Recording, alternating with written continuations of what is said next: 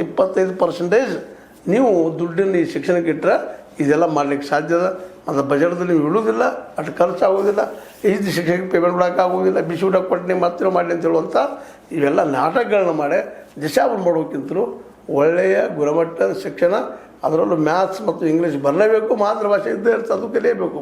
ಅದ್ರ ಜೊತೆಗೆ ಉಳಿದ ಸೈನ್ಸು ಇನ್ನುಳಿದ ವಿಷಯಗಳು ಇಟ್ಟರೆ ನಿಶ್ಚಿತವಾಗಿಯೂ ನಮ್ಮ ದೇಶದ ಭವಿಷ್ಯ ಬದಲಾಗ್ಬೋದು.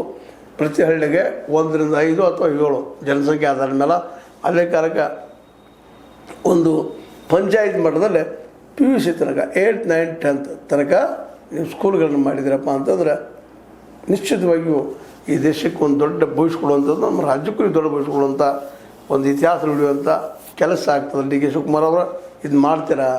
ಅದು ಬಿಟ್ಟು ಈಗಾಗಲೇ 967 ಶಾಲೆಗಳು 6 ಶಾಲೆಗಳಲ್ಲಿ ಮಕ್ಕಳ ಬರೋದಿಲ್ಲ ತಂದು ಬಂದ್ ಮಾಡೋಕೆ ಹೊರಟಿದ್ರಿ, ಅದು ತಪ್ಪದ. ಅದಕ್ಕೆ ಕ್ವಾಲಿಟಿ ಎಜುಕೇಷನ್ ಕೊಟ್ಟರೆ ಪ್ರೈವೇಟ್ದಲ್ಲಿ ಕಳಿಸುವಂಥ ತಂದೆ ತಾಯಿಗಳು ಅವ್ರು ಅಲ್ಲೂ ಕಳಿಸ್ತಾರೆ. ಯಾರಿಗೆ ದುಡ್ಡು ಕೊಟ್ಟು ಕಳಿಸ್ಬೇಕಂತಿಲ್ಲ. ಈ ಸಾಹಸವನ್ನು ಕೇಜ್ರಿವಾಲ್ರು ತಮ್ಮ ದೆಹಲಿಯಲ್ಲಿ ಮಾಡಿದರು, ಈಗ ಪಂಜಾಬದಲ್ಲಿ ಮಾಡ್ತಾಯಿದ್ದಾರೆ, ಅಲ್ಲಿ ಹಳ್ಳಿಗಳಲ್ಲಿ ಮಕ್ಕಳು ಕರೀತಾ ಇದ್ದಾರೆ, ಸುದ್ದಿಗಳು ಬರ್ತಾ ಇದ್ದಾವೆ. ದಯವಿಟ್ಟು ಆ ದಿಶೆಯಲ್ಲಿ ವಿಚಾರ ಮಾಡ್ರಿ ಅಂತ ಹೇಳ್ತಾ, ಇದು ನಿಮ್ಗೆ ಲೈಕ್ ಆಗಿರ್ಬೋದು, ಲೈಕ್ ಮಾಡಿ, ಶೇರ್ ಮಾಡಿ, ಕಾಮೆಂಟ್ ಮಾಡಿ, ಸಬ್ಸ್ಕ್ರೈಬ್ ಮಾಡಿ. 16 ನ್ಯೂಸ್ ಅರ್ಥ ದೇಶ ಥರ ಸತ್ಯ ಕೈಗಳೇ ಬಂದರೆ